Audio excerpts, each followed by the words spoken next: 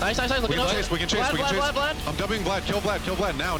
Kill him now. Kill Vlad now. Go. We got this. We did it. We fucking did it, yo. I'm going top. We got this. What an upset! TSM will fall to Team Liquid 2-1.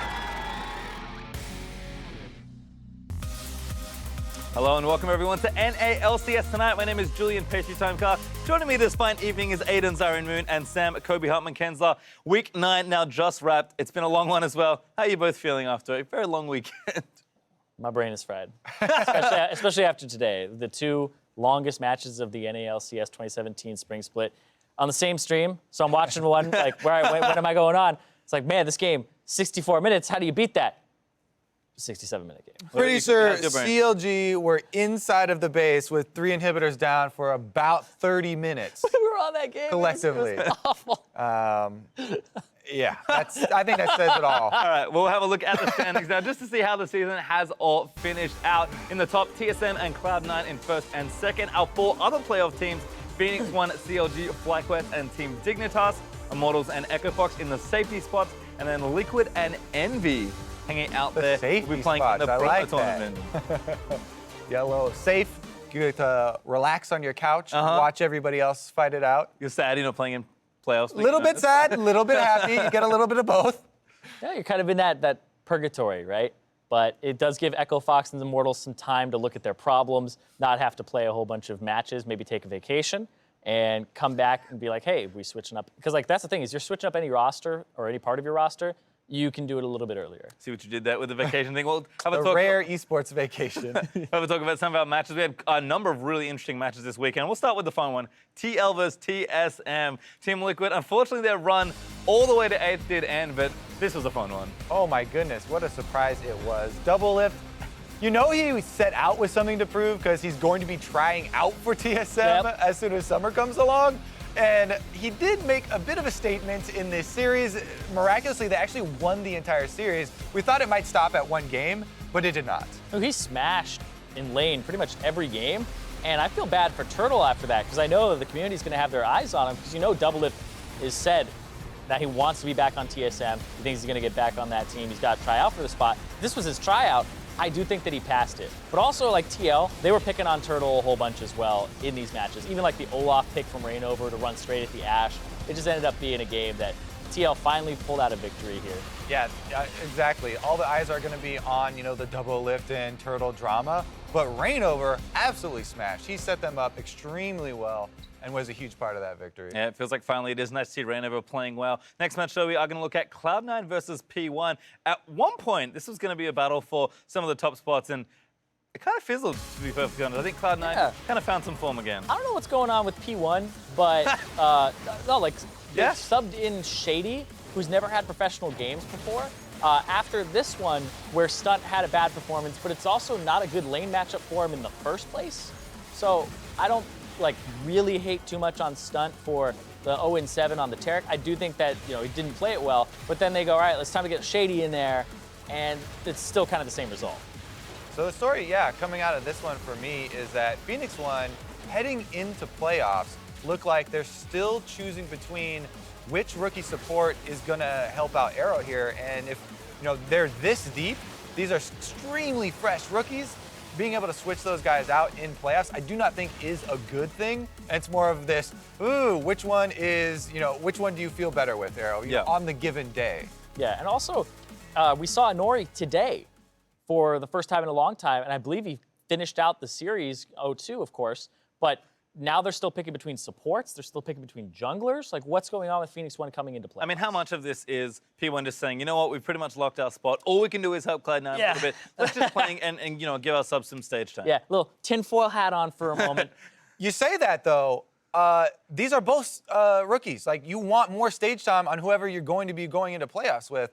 You're like, we want to balance it, get Shady up there for a little bit. That doesn't make a lot of sense to me, even if you're taking the route of, we don't care as much about this match, so we're not going to worry about it too much. I think you still want your stage practice time on the team that you decide you want to play playoffs with. Yeah, and also another thing that you have to consider is if they beat TSM, TSM drops to the 2nd seed, And that's your semifinal opponent, because third has to play second if they win, even with dynamic seeding, because they're the highest seed, right? So they will always slot into the second place team in semifinals. So that was if Phoenix One beat TSM, then they play TSM, which you would maybe say like, okay, that just sounds like if they beat them, that they can beat them again in the semis. Maybe they're subbing their rookies in and they're having this flex around because they don't really mind playing Cloud9 versus TSM. It's kind of choose your poison. But I feel like they were okay playing against Cloud9. Maybe more desirable than TSM. Maybe. Who do we think looked better, though? I mean, we've had two different substitutions, one in the jungle, Meteos versus Nori, and then Stunt versus Shady. I mean, for me, it feels like the best-looking P1 has been Meteos and Stunt. I think in general, yeah. The game right before Nori got subbed in, Meteos did have a little bit lackluster performance. I don't think the difference there was very big or anything. Feeding the bot lane. But as you said, I think in general, if you're taking all of the games into account, they have looked quite good with Meteos. So maybe you give him the nod there. What about Stunt? I honestly don't know. Yeah. I feel like Stunt has a great champion pool, and they've been able to utilize that with like the Nautilus flex pick. They picked it one game, flexed it to top. Game 2, they flexed it to bottom, and then they picked Kled in the counter matchup. So I thought that was something that they were able to abuse. And some of the players at P1 were like, oh, he's got such a big champion pool, because they were playing with Adrian before, who really does play those range supports a little bit more frequently. So Stunt opened up a wide variety of champions for them. But I feel like Shady's kind of like Vel'Koz when you look at his solo queue. He's got brand support, and I feel like Stunt just has a better champion pool and a little more even experience. more champions. That's what it was. Well, we'll move on to Dignitas versus Immortals. Probably the biggest playoff implications, actually, for this whole weekend was this match. And Dignitas did come out ahead, but Immortals put up one hell of a fight. Yeah, they sure did. And a large part, we always talk about they live and die by Dardoch. He had some really good plays. He had some plays where he was reaching too far. Team Dignitas very happy to take this one home, though. And due to the effort of all of the members of this team, they really came together. For me, though, a big standout player, not only this series, but their previous series this week, has been Chaser in their matchup versus Cloud9. Even though they lost to Cloud9 eventually due to poor late game, he was smashing them in the early game all over the map. And this guy definitely, I think, is a huge performer for the team. There he is right there. Ha! Yeah, my boy.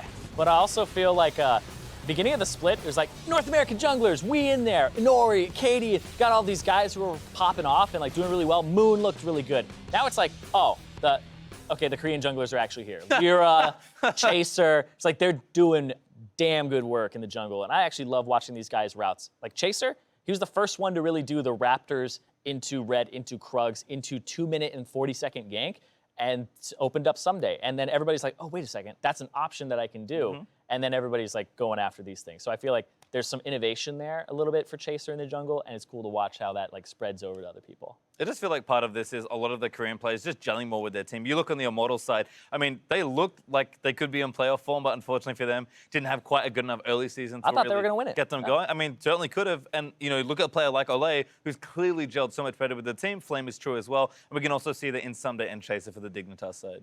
Yeah, not so much for Looper in the top lane for Equifox. No. That one's still coming along. Yeah, definitely. Looper's had some of those engages just a bit too far away from the team, and he commits a lot of resources for those as well. The one coming to mind is the flash taunt into the middle of the enemy team. Definitely have to clean some of those things up, but as you're talking about Team Dignitas, I did choose them at the beginning of the day, even though that series is super close, and it did end up super close. Well, Dignitas do come away with a nice win there. Let's go over to our OP5 though and see which players have impressed us the most throughout the weekend. We got Haunter in the top, Chaser Jungle, Jensen, Double Lift, and Smoothie. Yeah. Things smattering of players. Haunter, back to the Tree SM, especially today. Like, had a game where he was 5-0-0, spilled water, so, almost didn't give him Almost this. sabotaged Almost. himself. Man, can't be OP5, a little clumsy there, but still, Haunter, I think he's been playing incredibly well all throughout the split, and he's somebody that people are considering for MVP. Yeah, and he talked about, calling for more resources. The ganks up top were very effective, and his communication with Sven Skaren is one of the things that is definitely a good attribute to highlight for any top laner.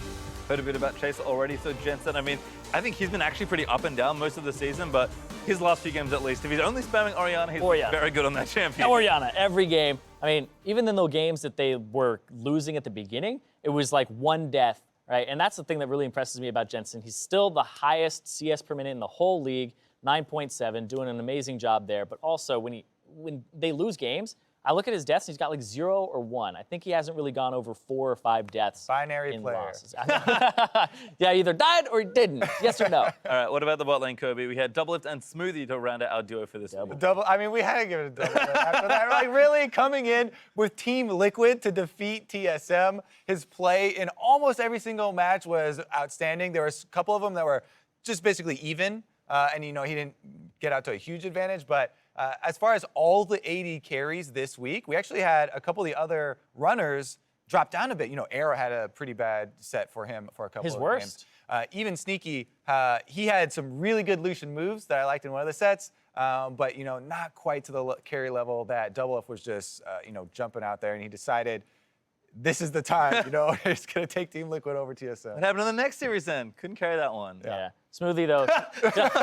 They're just like, well, he did it. Yeah, oh, well. My tryout. Yeah. But then Smoothie, I think, also deserves a big nod because there's been some great support play this week. We saw Olay do like twice the damage of his AD carry. We've seen even Hakuo, I think, in the last series that Envy didn't win, but he still had really clutch hooks, really set up a game for his team. But Smoothie does that on a very consistent basis for Cloud9, and he's also a large part of their communication. Like, that guy is nonstop talking during their games. The games I was talking about where Sneaky was looking good on Lucian, dodging, it was Smoothie on Malzahar as well. He had just as many kills as Sneaky for the first 15 minutes. He was keeping right up in there, and then he goes and he roams, he starts flashing on mid laners.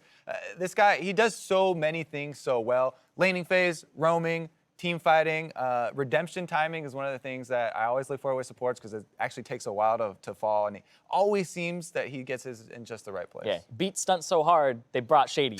Because he made him 0-7 on that Taric. He's just punishing him in lane every ult. So, you can't be throwing Shady around like that. Well, quarterfinal preview now. We are going to look into what our first playoff matches do look like. We'll start with the 3 seed versus the 6 seed. That's Phoenix 1 versus Dignitas. Phoenix 1's current form, I have no idea what's going on or who they're going to run. And I don't think Dignitas do either. So that's kind of the toss-up there. But Dignitas have been looking better and better and better as the split's gone on. So that's actually one that's probably closer than you would think it is, depending on who's going to be run for Phoenix. Yeah, if you're just looking at the numbers, and Phoenix 1 up until very recently, you're like, they're clear number 1, or they're clear number 3, excuse me, and they might even be making a push at TSM and at Cloud9. Then all this stuff with the swaps coming in and who are they even going to be running on any given day, that's the stuff that's throwing a lot of doubt into it. We can still, I think, rely on Arrow and Ryu, and these big performances from these guys, and the versatility of Zig, but there are a lot more questions now than we had in previous weeks for this team. Yeah, and as the meta is shifting as well, like Arrow actually had his first, I would say, bad day, where both games in his series, he actually did not look good at all. Usually, even I think against Cloud9, he had 1 death in both of those games. And then one of those deaths is like all 5 people trying to kill him at the end of the game. So I would really say he had 1 death in that 2-game loss. Today, it was actually like 6, and he's dying and he's getting caught. So Arrow did not look completely on point. And Zig looked exploited today. Svenskeren went for a really early gank top lane.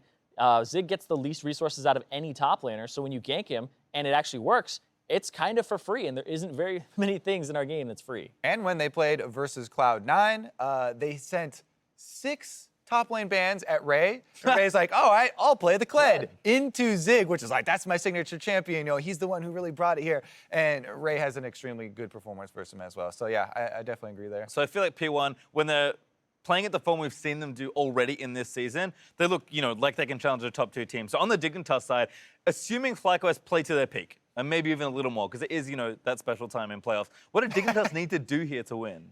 Against Phoenix 1? Well, like Dignitas is so strange because they were dead last. They had 1 match win, and now they're in playoffs and they're 6th, and now they're just barely in there. It's kind of the dream for them. The process came together, and they are looking really good. Like, I'm surprised. I thought they would lose to Immortals, but they were able to actually come from behind, and I think Chaser is a big part of that. Because whoever they're running in the jungle, I feel like Chaser can kind of shut that person down. Well, I mean, yeah, while I did slightly choose them earlier in the day, I have a long list of improvements that they definitely need to make, right? We're going to start with the late game, and obviously there are multiple issues in the late game that they have to work with. Baron? Right, exactly. The Baron's one thing, that's like a long-lasting one for the squad, but attention to detail as far as vision is concerned has cost them in a couple crucial plays, and that's not even something that really starts in the late game.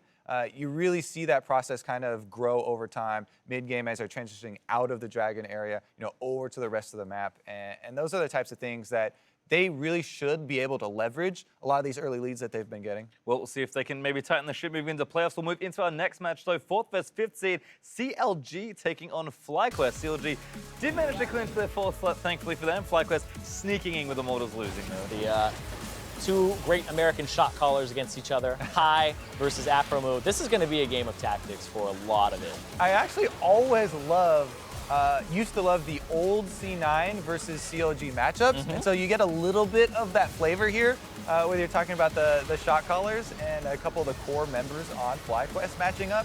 So it's definitely going to be exciting, I would think, be one of the series where we see a lot of cross-map play, split pushing, 1-3-1, these types of things. And maybe we'll see some fireworks with High trying to pull off sneaky, fog of war, backdoors or anything like that. I do think it's going to be super exciting, especially as far as the pick ban phase, because meta trending really favorable for CLG if Stick stays healthy. But then also FlyQuest are the guys that just love to blast the meta wide open. Some of that was shaken with their kind of loss streak, and I don't know if they'll go too crazy, but you always got to expect there's going to be at least one kind of flavor pick in there for them. In a best of 5 as well. First game, if you do want to pull out something sneaky like that, you're just like, put that in there. If you win, it might draw a ban for the rest of the series, and it might be good. Well, I mean, it's kind of funny because these are our 4th and 5th place teams, but who's the underdog in this matchup? Because I feel like both of these teams have had a little inconsistency. FlyQuest maybe a little bit more than CLG. Well, it's super hard to judge because if just recency, right? We're talking about, Stixay's been sick for the previous week, then this week he gets even more sick and actually couldn't even play one of the games. So it's kind of hard to judge at the moment. He did get a lot of the practice in with the team at least, so we'll see how they rebound off of that, but that's just another wrench that you really have to deal with when you're projecting their skill. We would think that it would increase with healthy members, but it's difficult to look that far into the future. Yeah, I think that FlyQuest would be the underdog if you had to pick one, just because seeding, etc. But also FlyQuest have been looking a little bit on a downward trend. It hasn't been looking too great for them recently. I feel like their top laner, Balls up against Darshan, usually isn't a matchup in the past that you would be like, yeah, Darshan's got that. Well, I think he might have that this split. Well, we'll have to find out, but we do want to hear some of your answers out on Twitter as well concerning playoffs. Please tweet at Esports. Who is your playoff dark horse and why? Use the hashtag NALCS and we'll collect some of your answers for the future. But of course, that means I get to ask you guys now. Who is your NALCS dark horse for the playoffs? For me, it's... Who's challenging 1 and 2? Well, challenging 1 and 2. I mean, that's so. Does that mean we get to use number 3? I know. I was like, well, I would use number 3 for the whole thing, but for quarters, I would say Dignitas because I don't know what P1's going to do. I don't even know if they know what they're going to do. And Dignitas look a little bit better every week to the point that they've been beating some of the top teams and having a really good run. Kobe. If I'm going to dig deep here, I'm going to look actually for a resurgence from FlyQuest. Honestly, those guys, they had a super hard hit to their morale when they started losing. They were stretching themselves very thin. Their practice they were talking about was super bad. And so if you're talking about Dark Horse, I hope that they, can have a sort of slingshot thing here, clean up the practice, clean up the picks, and hopefully right the play. Because they came out of the gates with one of the most exciting teams to watch, and you kind of want to see that. I mean, how many reverse sweeps does it take to get there? Exactly. Plus, like I say, I got that factor of High and, gauntlet-type situations. That's true. You can lean on High a lot in high-pressure situations. He's definitely going to help you out. Well, we'll see what happens there. But thank you very much, gentlemen, for joining me. And it's been great as well for the regular season. We are done, though. So good night from us here in the NALCS. We'll see you soon for the promotion tournament.